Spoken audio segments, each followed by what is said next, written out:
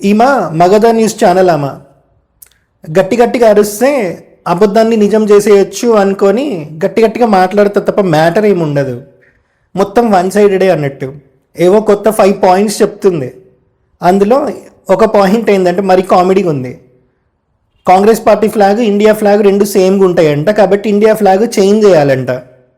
వీళ్ళకి తెలియంది ఏంది అని అంటే కలర్లు కనబడడానికి ఒకటేలాగా ఉన్న కలర్ కోడ్స్ అనేవి ఉంటాయి. ఆ కలర్ కోడ్స్ చాలా తేడా ఉంటాయి. ఒక నెంబర్ తేడా వచ్చినా కలర్ మారిపోతుంది. కావాలంటే ఇక్కడ చూడండి, ఇది కాంగ్రెస్ పార్టీ ఫ్లాగ్, దాని కింద కలర్ కోడ్స్ ఉన్నాయి. ఇది ఇండియా ఫ్లాగ్, కింద కలర్ కోడ్స్ ఉన్నాయి. ఎక్కడైనా కలర్ కోడ్స్ సేమ్ ఉన్నాయా? లేదు కదా. మరి ఎందుకు అట్లా మాట్లాడుతుంది? సో ఈమెవో 5 పాయింట్స్ చెప్తుంది, అవి వినిపిస్తా, ఒక్కొక్కదానికి రిప్లై ఇద్దాం. 80 వసంతాల స్వతంత్ర భారతానికి Magadha news Panchasutra demands 5 demands. Number 1, article 370 మాదిరిగా ఆర్టికల్ 30 రద్దు చేయాలి. అయితే ఆర్టికల్ 30 ఏంటంటే రిలీజియస్ ఫ్రీడమ్కి సంబంధించింది. వీళ్ళకి తెలియంది ఏంది అని అంటే ఆర్టికల్ 30 వరకు పోయినప్పుడు మరి ఆర్టికల్ 26 కూడా చూడాలి కదా. ఆర్టికల్ 26 ఆఫ్ ద కాన్స్టిట్యూషన్, అది కాన్స్టిట్యూషన్లో ఉండాలి అని చెప్పిందే కంచి పరమాచార్య. ఇది కంచి కామకోటి పీఠం వల్ల అఫీషియల్ వెబ్సైట్లో కూడా ఉంది. కంచి పరమాచార్య తన పీఠంకి సంబంధించి ఒక పండితుడిని, మంచి స్కాలర్ని సర్దార్ వల్లభాయ్ పటేల్ దగ్గరికి పంపిస్తారు. ఫ్రీడమ్ ఆఫ్ రిలీజియన్ అనేది మన కాన్స్టిట్యూషన్లో ఉండాలి, ఎవరి రిలీజియన్స్కి తగ్గట్టు వాళ్ళు ఇన్స్టిట్యూషన్స్ ఫామ్ చేసుకోవచ్చు అని చెప్పి కొన్ని పాయింట్స్తో ఇది కంపల్సరీ ఉండాలి అని చెప్పి కోరుకుందే కంచి పరమాచార్య. మరి సేమ్ అట్లాంటిది ఆర్టికల్ 30 కూడా దాన్ని రద్దు చేయాలి అని అంటది. మరి అట్లా చూసుకుంటే ఆర్టికల్ 26 కూడా కంచి పరమాచార్య ఏదైతే ఉండాలి అని చెప్పారో మరి దాన్ని కూడా రద్దు చేయాలి కదా. ఏం కోరికలు ఇవన్నీ. ఇంకొకటి, వీళ్ళకి కాన్స్టిట్యూషన్లో ఉన్న ఆర్టికల్స్ ఏ విధంగా ఫామ్ చేసిరు, ఏ కారణంతో ఫామ్ చేసిరు, ఏమీ సంబంధం లేదు. ఇప్పుడు ఏమంటే నిన్న మొన్న వచ్చింది సోషల్ మీడియాలోకి, కానీ కంచి పరమాచార్య 13 ఇయర్స్కి అయినా పీఠాధిపతి అవుతారు. కంచి పరమాచార్య 1894లో పుట్టారు. 13 ఇయర్స్కి అయినా పీఠాధిపతి అవుతారు. 1907లో కంచి పరమాచార్య కంచి కామకోటి పీఠానికి పీఠాధిపతి అయ్యారు. 1994 వరకు ఆయన ఉన్నారు. అంటే 87 ఇయర్స్ కంచి పరమాచార్య కంచి పీఠానికి పీఠాధిపతిగా ఉన్నారు. అంటే మీరు ఇక్కడ ఆలోచించండి, కంచి పరమాచార్య 3 ఫేజెస్ చూశారు.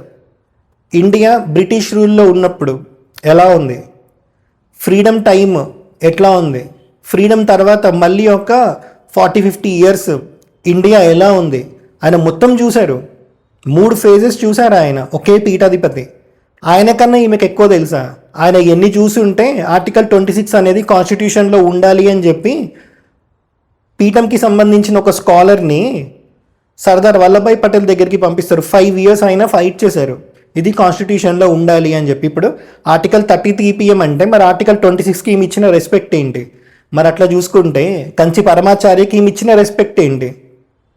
ఈ విషయం కంచి కామకోటి పీఠంలో వాళ్ళ వెబ్సైట్లో ఉంది అని, ఆర్టికల్ 26 రావడానికి కారణమే కంచి పరమాచార్య అని ఎవ్వరికీ తెలవదు. సో ఇప్పుడు ఈమెను ఏమనాలి? కింద కామెంట్ చేయండి.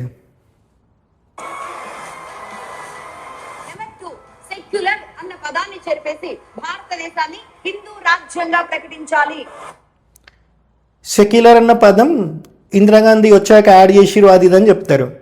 మరి కాన్స్టిట్యూషన్ రాసినప్పుడే సెక్యులర్గానే రాసిరు కదా, పర్టికులర్గా సెక్యులర్ అన్న పదం యాడ్ చేసి వచ్చిన ప్రాబ్లమే ఏంది? ఇంకొకటి, ఇప్పుడు సెక్యులర్ అన్న పదం తీసేస్తే ఇండియాలో ఏమన్నా మార్పు జరుగుతుందా? ఎంతమందినని వీళ్ళు భారతదేశం నుంచి బయటికి పంపిస్తారు. పంపించాల్సిన టైంలోనే పంపిలే, ఎందుకంటే ఇది మా దేశం, మేము ఇక్కడే పుట్టినాం, ఇక్కడే పెరిగినాం, కాబట్టి మేము ఇక్కడే ఉంటామని చెప్పి ఉండిపోయిన వాళ్ళు బొచ్చడు మంది ఉన్నారు. ఇప్పుడు వచ్చి సెక్యులర్ అన్న పదం తీసేయాలి అని అంటే ఏం మాట్లాడుతుందామా? ఇక్కడ మనం చూసుకుంటే సనాతన ధర్మం చెప్పేది ఏంటి అని అంటే వసుదైవ కుటుంబకం అని చెప్తాం.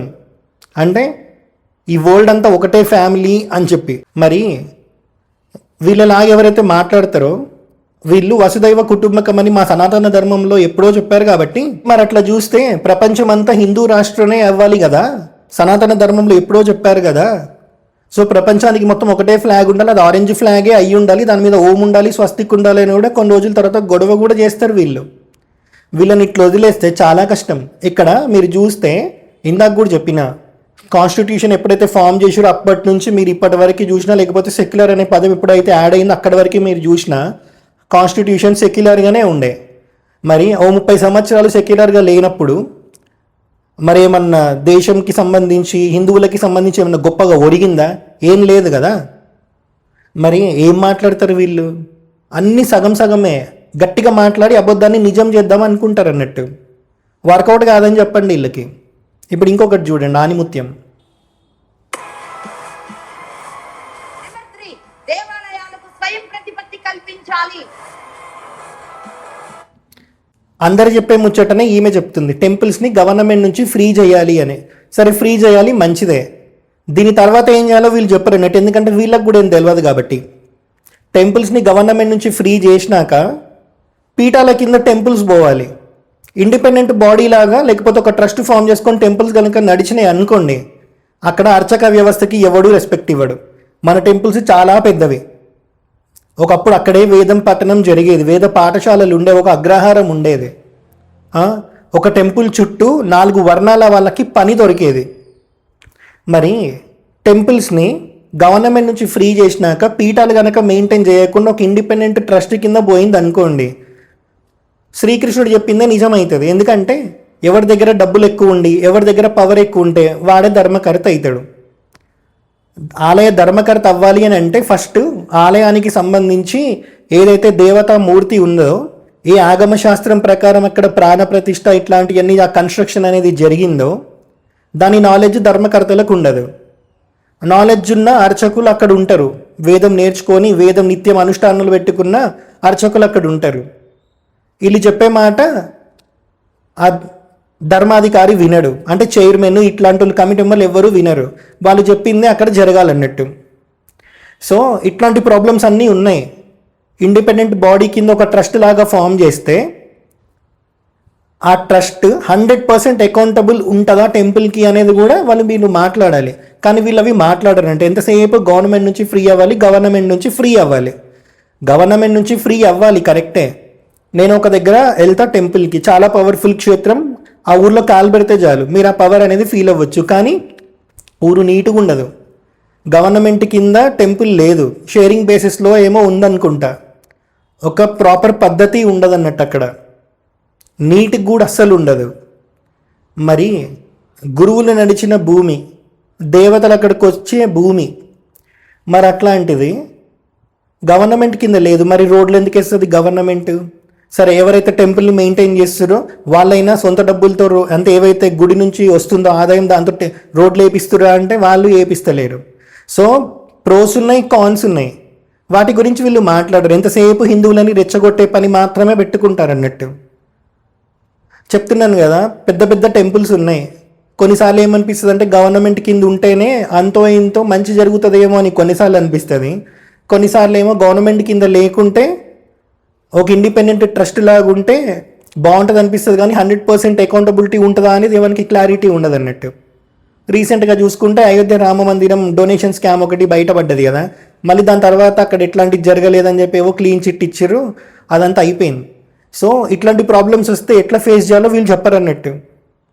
సో వీళ్ళని నమ్మే ముందు మీరు కూడా ఆలోచించండి, వాళ్ళు చెప్పేవి ఎంతవరకు వర్కౌట్ అవుతాయా కాదా అనేది. ఇప్పుడు ఇంకొక ఆనిముత్యం చూద్దాం మేము మాట్లాడేది. నెంబర్ 4, కాంగ్రెస్ జెండా రూపంలో ఉన్న జాతీయ జెండాను దేశ జెండాగా రద్దు చేయాలి. సో ఇది మరి కామెడీ అన్నట్టు. కాంగ్రెస్ పార్టీ జెండా, ఇండియా ఫ్లాగ్ రెండు ఒకటేలాగా ఉంటాయంట, కాబట్టి ఇండియా ఫ్లాగ్ని మార్చేయాలంట. అది మగధా న్యూస్ కోరుకుంటుందంట. వీళ్ళకి తెలియంది ఏంటంటే ప్రతిదీ భౌతికంగానే చూస్తారు అన్నట్టు, కొంచెమైనా రీసెర్చ్ కూడా చెయ్యరు. కలర్స్ మనకు కనబడడానికి ఒకటేలాగున్నా స్టార్టింగ్లో చెప్పినట్టు కలర్ కోడ్స్ అనేవి డిఫరెంట్గా ఉంటాయి. కాంగ్రెస్ పార్టీకి సంబంధించిన ఫ్లాగ్ ఏదైతుందో దానికి సంబంధించిన కలర్ కోడ్స్ చూడండి.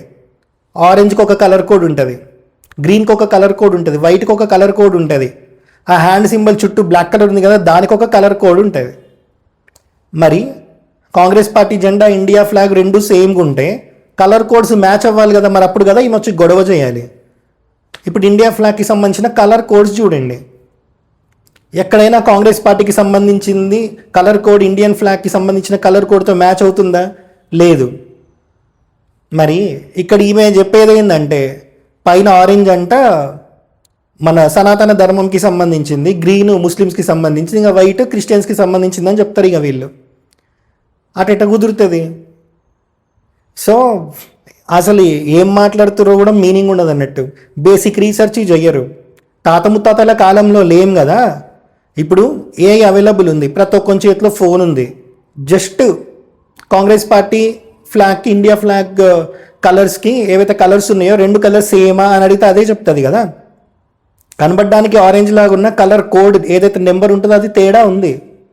మరి ఎందుకు ఈ కాంట్రవర్సీ చేయడము? ఇప్పుడు మరి వీళ్ళ మీద కదా యూఏపీఏ కేసు వేయాలి, నేషనల్ ఫ్లాగ్నే మార్చేద్దామంటుంది ఈమె. మరి పింగళి వెంకయ్య గారు ఎవరైతే తెలుగు రాష్ట్రంలో నుంచే వచ్చారో మరి ఆయనకి ఏం రెస్పెక్ట్ ఇస్తుంది ఈమె?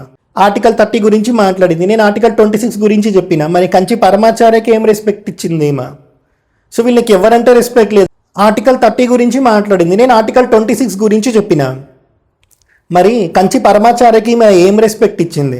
చెప్పాను కదా, కంచి పరమాచార్య 1907లో కంచి కామకోటి పీఠానికి పీఠాధిపతి అయ్యి 1994 వరకు ఆయన శరీరం వదిలిపెట్టేంత వరకు పీఠాధిపతిగానే ఉన్నారు. 3 ఫేజెస్ చూశారు. ఆయనకన్నా ఎక్కువ తెలుసా ఈమెకి? ఆయన బ్రహ్మజ్ఞాని. ఈమె గట్టిగా మాట్లాడే అబద్ధాన్ని నిజం చేయాలనుకునే బ్యాచ్.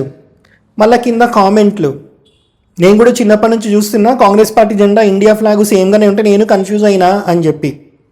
ఇట్లాంటి వాళ్ళ మైండ్ సెట్ ఎట్లుంటుంది అంటే రేపు పొద్దున కొత్త మాట కూడా తీసుకొని వస్తారు అన్నట్టు. ఏమని అని అంటే మనకు మంచి పని చేసిరు దేశంలో, ఒక ఏజ్ లిమిట్ పెట్టి ఈ ఏజ్ తర్వాతనే నీకు ఓటింగ్ రైట్ ఉంటుందని చెప్పి.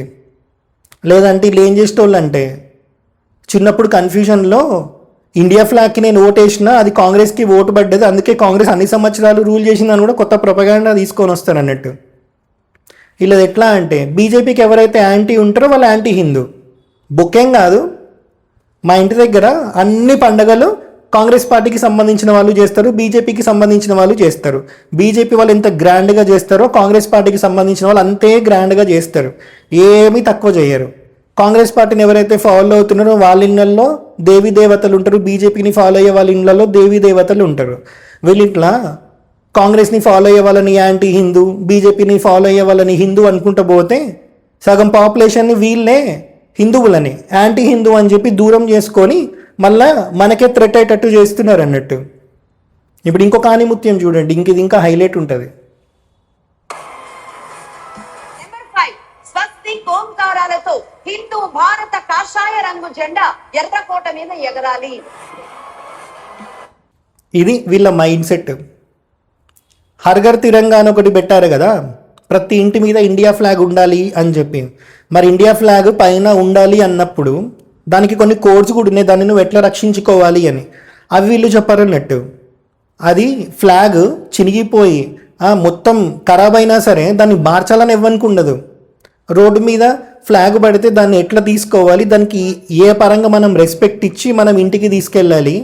ఒకవేళ అది మరీ చినిగిపోయే స్థితిలో ఉంటే దాన్ని కాల్చమని చెప్తే దానికి కొన్ని పద్ధతులు ఉన్నాయి ఎలా అనేది, అది వీళ్ళు చెప్పారన్నట్టు. కానీ రెడ్ ఫోర్ట్ మీద ఆరెంజ్ ఫ్లాగ్ ఎగరాలంట. దేనికోసం? మన సనాతన ధర్మమే క్లియర్గా చెప్తుంది వసుదైవ కుటుంబకం అని చెప్పి, ప్రపంచం అంతా ఒక ఫ్యామిలీ అని. మళ్ళీ వీళ్ళెవరు సపరేట్ చేయడానికి? వీళ్ళకి సనాతన ధర్మం అర్థం కాలే. ఎంతసేపు హిందూ హిందూ హిందూ, ఆ హిందుత్వవాదం ఒకటి పట్టుకుంటారు, దట్టు 1 సైడెడ్ హిందుత్వవాదం. మరి వీళ్ళు పట్టుకున్న హిందుత్వవాదమే కరెక్ట్ అయితే మరి ఇక్కడ చూడండి, కంచి శంకరాచార్య, జయేంద్ర సరస్వతి స్వామి హిందూ ముస్లిమ్స్ అంటే రామ లక్ష్మణ్ అన్నారు. ఆయన శరీరం వదిలిపెట్టినప్పుడు ఎంతమంది ముస్లిమ్స్ కంచిపీఠానికి వచ్చారో చూడండి. ఇది మన సనాతన ధర్మం. వీళ్ళకి సనాతన ధర్మం తెలియదు, 1 సైడెడ్ హిందుత్వవాదం తెలుసు. అది నాశనానికే తప్ప బాగుపడడానికి 1% కూడా పనికిరాదు. ఇంకా ఈమె గోవా గురించి, యానం గురించి మాట్లాడింది. అమ్మో, అదైతే దారుణం అన్నట్టు. ఒక్క దగ్గర కూడా ఫ్యాక్ట్స్ లేవు, అన్ని సగం సగం ఇన్ఫర్మేషనే ఇస్తూ ఉంది. సో వీళ్ళని మీరు ఫాలో అయ్యేటప్పుడు గట్టిగా అరుస్తురు కదా, అదే నిజం అనుకోకండి. చేతిలో ప్రతి ఒక్కరి దగ్గర ఫోన్ ఉంది. చాట్ జీపీటీనో జెమినీ ఏదో ఒకటి ఉంటుంది, డీప్ రీసెర్చ్ చేయండి.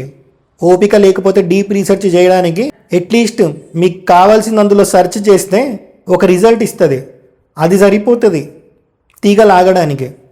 అదొక్కటి పట్టుకుంటే మీకే రీసెర్చ్ చేయాలని కోరిక పుడుతుంది, వీళ్ళు చెప్పింది కరెక్టా కాదా తెలుస్తుంది. అప్పుడు కామెంట్ చేయండి వాళ్ళ కింద. ఇట్లాంటి వాళ్ళు ఆగిపోతేనే దేశానికి చాలా మంచిది అన్నట్టు, లేకపోతే దేశానికి చాలా నష్టం.